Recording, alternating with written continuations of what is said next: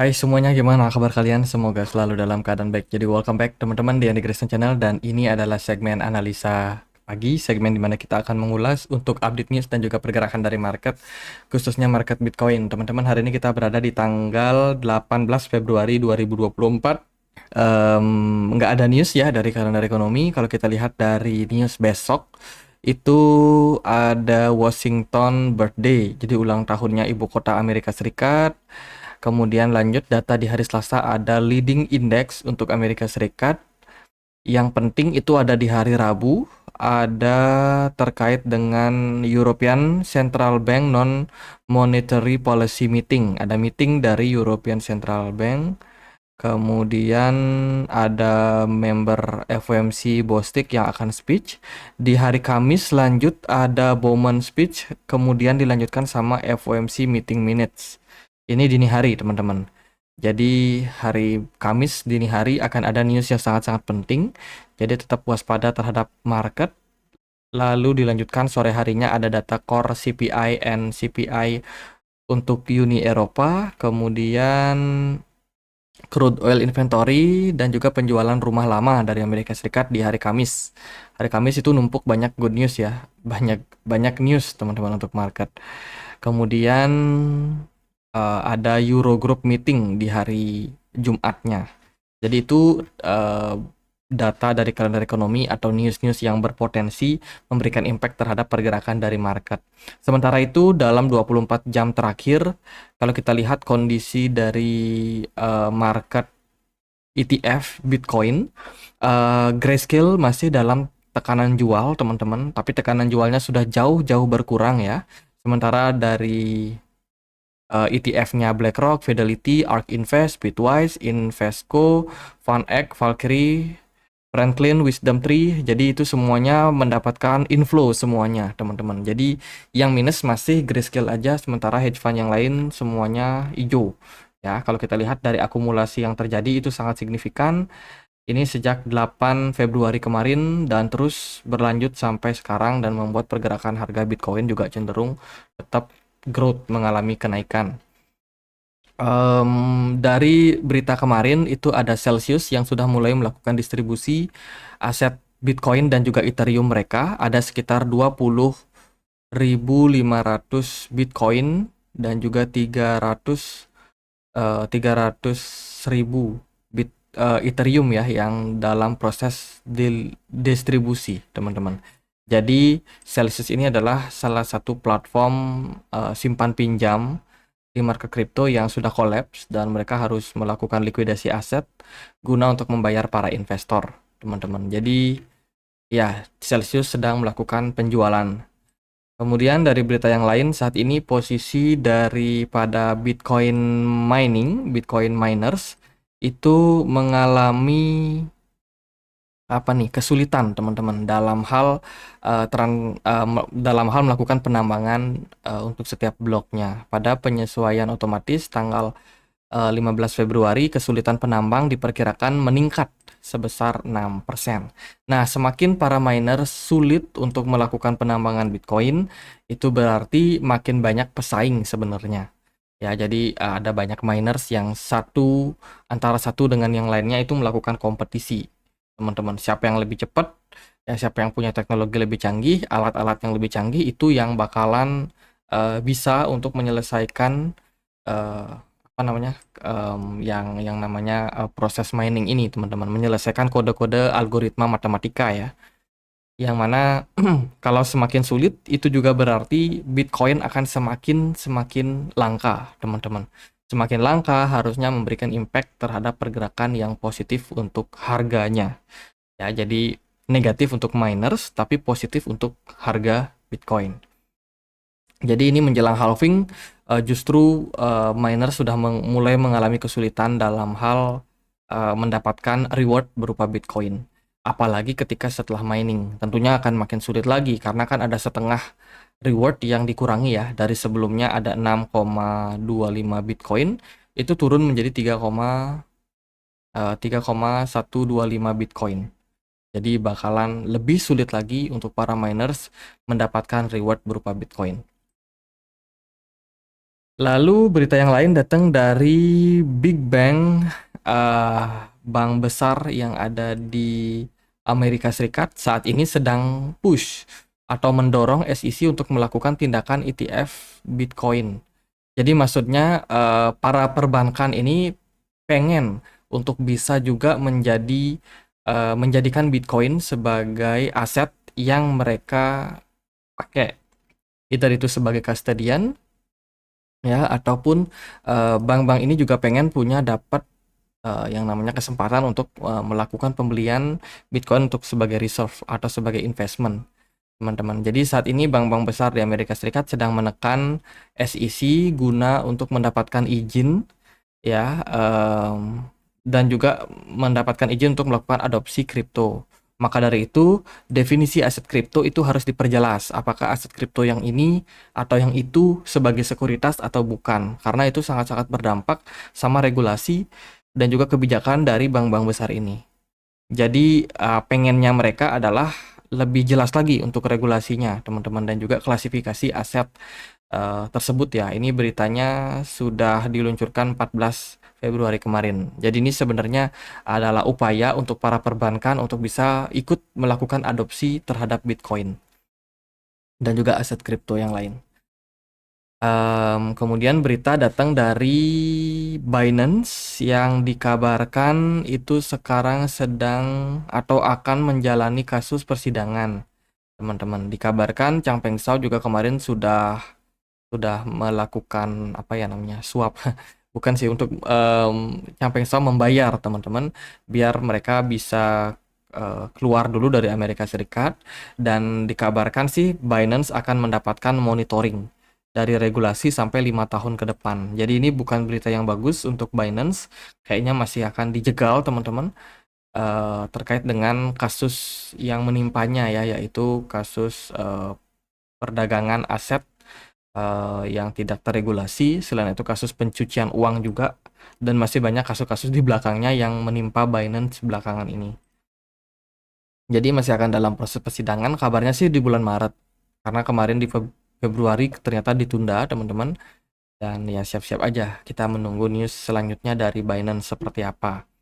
Berita datang juga dari Rune atau Thorchain, baru aja menyelesaikan sekitar 60 juta burning token Rune. Dan ini tentunya sangat-sangat bagus dan juga berpeluang untuk memberikan impact terhadap pergerakan dari harganya. Dengan adanya koin yang di burn, itu artinya koin-koin tersebut masuk ke dead wallet. Wallet-wallet yang sudah tidak bisa diakses lagi. Yang berarti adalah semakin sedikit koin yang beredar, semakin sedikit, semakin langka, maka harusnya memberikan impact yang positif terhadap harga jika koin tersebut punya use case, punya utility yang bagus dan juga diminati oleh market. Kemudian berita juga datang dari Filecoin, baru aja melakukan integrasi yang signifikan untuk blockchain Solana. Ya, integrasi Solana dengan Filecoin merupakan langkah signifikan sebagai solusi penyimpanan terpusat dan juga langkah luar biasa untuk menuju peningkatan ke dalam skalabilitas blockchain dari Solana.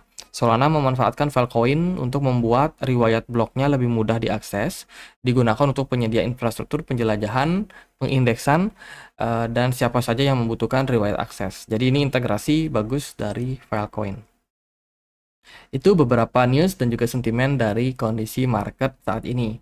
Lalu gimana nih impact-nya terhadap pergerakan dari Bitcoin? Di perdagangan kemarin, Bitcoin mendapatkan tekanan jual. Sedikit, sempat minus sampai 2%, Bitcoin turun ke 51 ribuan something. Tapi nggak berlangsung lama, pergerakannya udah ditendang balik lagi ke 51,8 ribu, teman-teman, yang menunjukkan buyers masih sangat antusias terhadap harga dari Bitcoin. Overall secara pergerakan Bitcoin masih bergerak dalam sebuah ascending channel, teman-teman, dan sekarang dia lagi berhadapan sama resistance kuat di kisaran level 52.000. Sementara sih belum closing di atas, berarti belum berhasil di break ya, teman-teman. Sempat naik sedikit tapi nggak berlangsung lama, tekanan jual udah masuk kembali. Kemudian dari volume perdagangan sebenarnya sangat-sangat baik pada Bitcoin. Smart money apalagi, Bitcoin masih sangat-sangat dominan. Kalau kita lihat dari BTC dominance, posisinya masih cenderung tinggi meskipun ada sedikit koreksi 0,06%, tapi nggak terlalu ngaruh lah. Altcoin kemarin dapat momentum kenaikan, contohnya kayak GRT, Kaspa ini juga naik, kemudian ada INJ, Injective, Render dalam posisi naik. Si WLD teman-teman, Worldcoin itu ngepump signifikan ya di perdagangan kemarin.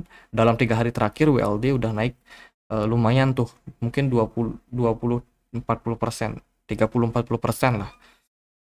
Itu sementara dari Bitcoin sendiri ya so far masih struggle sih. Nah, posisi sideways pada Bitcoin seperti ini seringkali bisa dimanfaatkan oleh altcoin ya untuk membuat kenaikan-kenaikan, tapi memang nggak semua altcoin yang kena dampak. Cara pergerakan Bitcoin di jangka pendek, time frame 4 jam, pergerakan Bitcoin ini ada sedikit pelemahan dari smart money-nya, teman-teman, seiring dengan penurunan yang terjadi pada Bitcoin. Banyak yang mengatakan bahwa Bitcoin akan punya kecenderungan untuk korektif.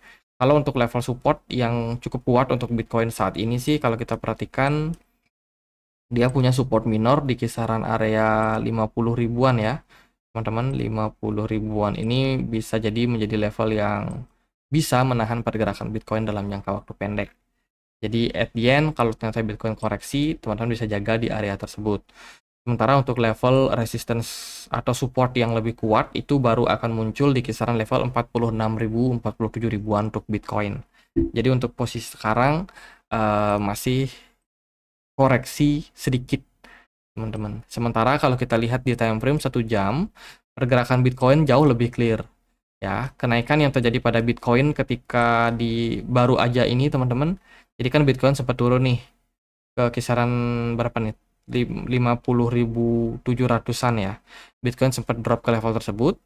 Waktu itu memang volume smart money-nya kosong dan terjadi kenaikan jangka pendek. Nah, kenaikan ini disertai dengan volume smart money yang kembali masuk. Tapi kalau kita lihat dari pergerakan smart money yang muncul, ini tampaknya sudah mulai melemah, teman-teman. Di sini kan cukup tinggi nih. Nah, di sini itu masih sangat-sangat kecil. Yang menunjukkan adalah kenaikan yang terjadi pada Bitcoin ini bisa jadi adalah retrace sesaat saja sebelum akhirnya pergerakan Bitcoin kembali melanjutkan koreksi, teman-teman. Tapi kalau kita perhatikan juga volume perdagangannya juga masih cenderung baik. Ya, jadi bisa dibilang memang ada potensial retracement sesaat saja untuk Bitcoin sebelum akhirnya melanjutkan fase koreksinya. Untuk target terdekat mungkin ke 50 ribuan. Itu buat jangka pendek sih. Sementara dari MACD ada golden cross ya dari time frame 1 jam, sehingga ini bisa menjadi salah satu indikasi positif untuk Bitcoin jangka waktu pendek. Sekilas kita lihat di time frame weekly, kita kan akan dapat closing time frame weekly besok jam 7 pagi, teman-teman. Dan overall bagus ya, closing time frame weekly-nya berpotensi bagus kalau Bitcoin mampu mempertahankan level 50 ribuan. Jadi indikasi pembalikan arah pada Bitcoin itu belum muncul sama sekali di time frame yang besar. Mungkin jangka pendek akan ada koreksi-koreksi kecil. Ya, kalau dari saya pribadi melihat kondisi sekarang masih akan ada potensial untuk Bitcoin running mengalami kenaikan yang lebih signifikan lagi. Tapi harus diwaspadai juga karena di bulan Maret, April, Mei itu biasanya bulan-bulan yang cukup rawan terhadap pergerakan koreksi pada Bitcoin menjelang halving Bitcoin, teman-teman. Jadi meskipun kita melihat posisi sekarang bullish pada Bitcoin masih sangat-sangat positif, tapi harus tetap waspada juga adanya potensial-potensial yang bisa terjadi pada Bitcoin. Karena ya sometimes kalau kita merujuk pada riwayat pergerakan Bitcoin sebelumnya, teman-teman, itu seringkali fase koreksi yang terjadi pada Bitcoin tidak terduga.